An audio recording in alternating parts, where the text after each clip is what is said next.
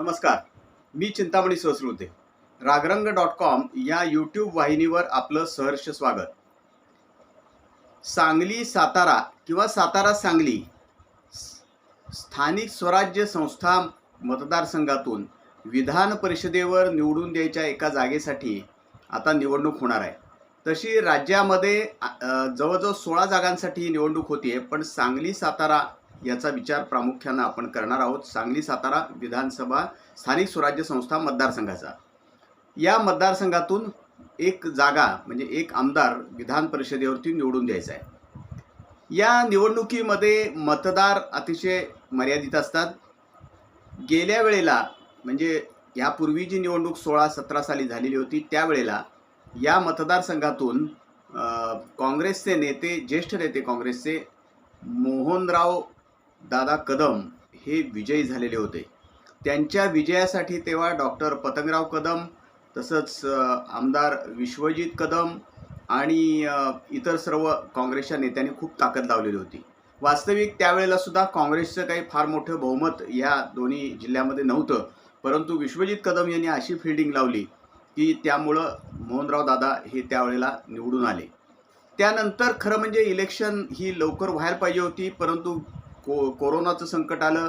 त्यानंतर काही स्थानिक स्वराज्य संस्थांच्या निवडणुका झालेल्या नव्हत्या, त्यामुळं ही निवडणूक लांबत गेली ती आता अखेर होतीये. आता या दोन्ही जिल्ह्यामधनं जे प्रतिनिधी निवडून द्यायचे, ते एक प्रतिनिधी निवडून द्यायचा आहे, त्याकडे जर आपण पाहिलं तर आपल्याला असं दिसते की या दोन्ही जिल्ह्यात मिळून भारतीय जनता पक्षाचा आता वरचष्मा आहे. भले भारतीय जनता पक्षातले जे निवडून आलेले सगळे नेते आहेत, जिल्हा परिषद सदस्य आहेत, नगरसेवक आहेत किंवा पंचायत समिती सभापती आहेत, यामध्ये मोठ्या प्रमाणावरती पूर्वाश्रमीच्या राष्ट्रवादी किंवा काँग्रेसच्या नेत्यांचा समावेश आहे, तरीसुद्धा आज ते भाजपचे म्हणूनच सगळेजण ओळखले जातात. गेल्या वेळेला ह्या साताऱ्याचा खरं म्हणजे त्याच्यावरती दावा होता, सातारा जिल्ह्याचा दावा होता, परंतु त्यावेळेला साताऱ्यातनं शेखर गोरे हे पराभूत झालेले होते आणि आता यावेळेला मात्र शेखर गोरे हे भारतीय जनता पक्षाकडून सातारा जिल्ह्यातून एक इच्छुक आहेत असं सांगितलं जातं. तर सांगली जिल्ह्यातून जर आपण विचार केला तर भारतीय जनता पक्षातर्फे जनसुराज्य पक्षाचे प्रदेशाध्यक्ष आणि भारतीय जनता पक्षाचे अतिशय निकटवर्तीय मित्र समित कदम, सांगली जिल्हा मध्यवर्ती बँकेचे संचालक असलेले पृथ्वीराज बाबा पाटील, सांगली जिल्हा मध्यवर्ती बँकेच्या उपाध्यक्षा जयश्री वहिनी पाटील, माजी खासदार संजय काका पाटील आणि जयंत पाटील यांचे चिरंजीव आणि राजाराम बापू सहकारी कारखान्याचे अध्यक्ष प्रतीक पाटील, तसंच वाळवा तालुक्यातील ज्येष्ठ नेते आणि जिल्हा बँकेचे माजी अध्यक्ष दिलीप तात्या पाटील यांची नावं चर्चेत आहेत. आता जर आपण बॅलन्स बघितला तर सांगली आणि सातारा या दोन्हीकडे भारतीय जनता पक्षाचे एकूण वर्चस्व आहे, परंतु अजितदादांची राष्ट्रवादी काँग्रेस, शरद पवारांची राष्ट्रवादी काँग्रेस आणि शिंदेंची शिवसेना या सगळ्याचा मेळ जर आपण घातला तर भारतीय जनता पक्षापुढं आव्हान उभा राहू शकतं. त्यात सातारा सांगली असा जर वाद झाला ह्या उमेदवारीवरून तर तोही एक वेगळा त्याचा मुद्दा ठरू शकतो. आता ह्या सगळ्यांचा जर आपण विचार केला तर सातारा जिल्ह्याला शेखर गोरेंना उमेदवारी द्यावी अशी तिथनं जोरात मागणी आहे. त्याशिवाय मग अजितदादांची राष्ट्रवादी काँग्रेस काही उमेदवारांचा विचार करू शकते, काही नेत्यांचा उमेदवारीसाठी. आणि जर शिंदेंची शिवसेना, शरद पवारांची राष्ट्रवादी काँग्रेस आणि अजितदादांची राष्ट्रवादी काँग्रेस एकत्र आले तर भारतीय जनता पक्षाला ही निवडणूक खूप ताकदीनं लढवावी लागेल अशी परिस्थिती आहे. आता शरद पवारांच्या राष्ट्रवादी काँग्रेसचे नेते आमदार जयंत पाटील यांनी जिल्हा परिषदेमध्ये, सांगली जिल्हा परिषदेत सत्ता आणलेली आहे.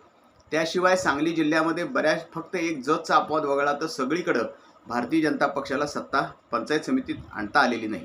त्यामुळं त्या ठिकाणी सुद्धा भारतीय जनता पक्षाचे म्हणजे 10 पैकी 9 सभापती हे विरोधात आहेत. सभापतींना या निवडणुकीत मतदानाचा अधिकार असतो पंचायत समितीच्या, याशिवाय सर्व नगरसेवकांना अधिकार असतो आणि जिल्हा परिषदेच्या सदस्यांना पूर्णपणे मतदानाचा अधिकार असतो. या सगळ्याचा जर विचार केला तर जयंत पाटील यांच्या पाठीमागचं सांगली जिल्ह्यातलं जर आपण पाहिलं तर संख्याबळ सगळ्यात सर्वाधिक आहे, कारण आष्टा आणि ईश्वरपूर या 2 नगरपालिकांवरती त्यांचं पूर्ण वर्चस्व आहे. जिल्हा परिषद आणि पंचायत समितीवरती त्यांचं पूर्ण वर्चस्व आहे आणि याशिवाय तासगाव आणि कवठेमहांकाळ या दोन्ही तालुक्यामध्ये शरद पवारांच्या राष्ट्रवादी काँग्रेसची ताकद आहे. या सगळ्याचा विचार केला तर जयंत पाटलांची भूमिका या सगळ्याच्यामध्ये महत्त्वाची ठरू शकते, निर्णायक ठरू शकते. त्याच वेळेला आमदार गोपीचंद पडळकर यांच्याही पाठीशी जत नगरपालिकेतले सगळे नगरसेवक आहेत. त्याशिवाय पंचायत समितीचे सभापती आहेत जतचे, जिल्हा परिषदेचे सदस्य त्यांचे 8 तिथनं निवडून आलेत, परत आटपाडी तालुक्यातनं निवडून आलेले आहेत. त्यामुळे त्यांची ताकद चांगली आहे. आमदार शिंदे सेनेचे जे आमदार आहेत सुहास भैया बाबर यांची ताकद मोठी आहे. विटा आणि आटपाडी या दोन्ही ठिकाणी त्यांचे नगरसेवक आहेत. पंचायत समिती त्यांच्या दोन्हीकडच्या ताब्यात आहेत. जिल्हा परिषद सदस्य त्यांचे जवळजवळ 7 निवडून आलेले आहेत. त्यामुळे त्यांची ताकद तिथं मोठी आहे. विश्वजित कदम यांच्याकडं पलूस आणि कडेगाव या दोन्ही पंचायत समिती आहेत, तिथले सभापती त्यांचे आहेत. त्याशिवाय जिल्हा परिषदेचे सर्व सदस्य त्यांच्याबरोबर आहेत. सांगलीमध्ये सांगली मिरज कुपवाड महापालिकेत त्यांचे काही नगरसेवक आहेत. जयंत पाटलांचे सुद्धा होते 3 नगरसेवक जयंत पाटलांच्या पक्षाचे होते, पण त्यातले 2 नगरसेवक आता चंद्रकांत दादा पाटील यांच्या उपस्थितीत त्यांनी भारतीय जनता पक्षात प्रवेश केला आहे. म्हणजे चंद्रकांत दादा पाटील भारतीय जनता पक्षाचे नेते आणि पालकमंत्री यांनी या निवडणुकीच्या दृष्टीनं जोरदार फिल्डिंग लावली, यात काही शंका नाही. जिल्हा परिषदेच्या निवडणुकीतला पराभव आणि जिल्हा परिषदेतली हातातून गेलेली सत्ता याची भरपाई करण्याचा प्रयत्न चंद्रकांत दादा पाटील पूर्ण ताकद लावून करणार, यात शंका नाही. आता सांगली जिल्ह्यातला आपण जर विचार केला, आपण प्रामुख्यानं सांगली जिल्ह्यातल्या इच्छुकांचा विचार करतोय. त्यामध्ये समित कदम यांना उमेदवारी मिळेल का असा एक सवाल आहे. त्याचबरोबर पृथ्वीराज पाटील यांना पुढच्या विधानसभा निवडणुकीत उतरवणार, लोकसभेच्या निवडणुकीत भाजपतर्फे उतरवणार का आत्ता स्थानिक स्वराज्य संस्थेच्या निवडणुकीमध्ये उतरवणार, हा सुद्धा एक सवाल आहे. जयश्री वहिनी पाटील यांचे सुद्धा नाव चर्चेत आहे. या मतदारसंघातून यापूर्वी मदन भाऊ पाटील सुद्धा विधान परिषदेवरती निवडून गेलेले होते, त्यामुळे ती परंपरा त्यांच्याकडे आहे. याशिवाय परत संजय काका पाटील यांच्याकडे तासगाव नगरपालिका आहे, जिल्हा परिषदेचे सदस्य आहेत, तासगावचे सभापती त्यांच्याबरोबर आहेत आणि अजितदादांचे राष्ट्रवादी काँग्रेसचे सदस्य काही त्यांच्याबरोबर आहेत. दिलीप तात्या पाटील हे आमदार होण्यासाठी अनेक वर्षे इच्छुक आहेत. परवा शेतकरी संघटनेचे नेते रघुनाथदादा पाटील यांचा सत्काराचा मोठा समारंभ झाला त्यांच्या 75 निमित्त. त्यावेळेला सुद्धा वाळव्याचा कसा स्वाभिमान असतो हे सुद्धा दिलीप तात्यांनी जयंत पाटलांच्या उपस्थितीत जाहीरपणे सांगितलेलं आहे. आणि ते अत्यंत स्वाभिमानी आणि तडफदार असे नेते म्हणून दिलीप तात्या ओळखले जातात. दिलीप तात्यांना या वेळेला या निवडणुकीसाठी जयंत पाटील संधी देणार का, हा खरा सवाल आहे. त्याचबरोबर सुहास भैया बाबर हे शिंदे सेनेतर्फे आटपाडी तालुक्यातले शिवसेनेचे नेते तानाजीराव पाटील यांना संधी देणार का उमेदवारीची, किंवा मागणी करणार का त्यांच्या उमेदवारीसाठी, याकडे सुद्धा सगळ्यांचं लक्ष आहे.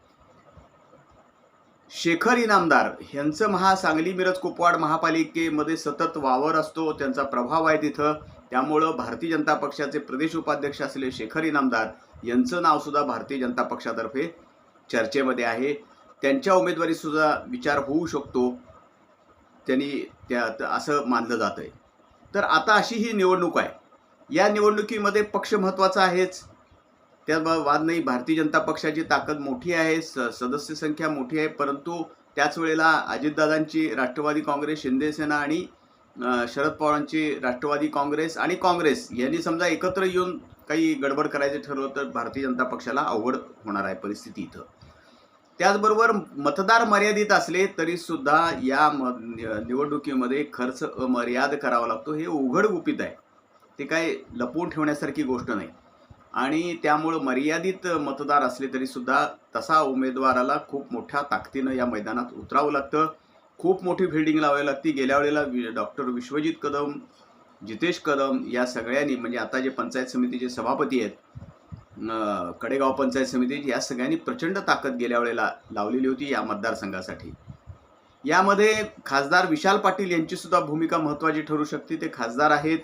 त्याशिवाय सांगली मिरज कुपवाड महापालिका जिल्हा परिषदेमध्ये सुद्धा त्यांचे सदस्य आहेत, त्यांना मानणारे सदस्य आहेत. विश्वजित कदम आणि विशाल पाटील यांची सुद्धा महत्त्वाची भूमिका आहे. एक निश्चित आहे की जयंत पाटलांनी जी आघाडी केलेली होती जिल्हा परिषदे आणि पंचायत समितीच्या निवडणुकीसाठी, ती आघाडी जर बळकटपणे तयार झाली, महाविकास आघाडी, म्हणजे त्याच्यामध्ये काँग्रेस, शरद पवारांची राष्ट्रवादी काँग्रेस, त्याशिवाय शिंदेंची शिवसेना, अजितदादांची राष्ट्रवादी काँग्रेस आणि काही अपक्ष असतील ते असे जर एकत्र आले तर भारतीय जनता पक्षाला ही निवडणूक सोपी नाही. त्यात परत मी म्हटलं तसं सातारा सांगली हा विषय होणारच आहे. त्यामुळं ही निवडणूक सोपी नाही. या निवडणुकीमध्ये किमान आपल्या बरोबर काही सदस्य असावे लागतात. सांगली जिल्ह्यात सुद्धा काही लोकांची नावं चर्चेत आहेत, परंतु त्यांच्या पाठीमागे सदस्य नाहीत. पलूस कडेगावमध्ये भारतीय जनता पक्षाचा अतिशय दारुण पराभव झालेला आहे. त्यामुळं तिथं भारतीय जनता पक्षाचा काही हे असू शकत नाही, आवाज असू शकत नाही.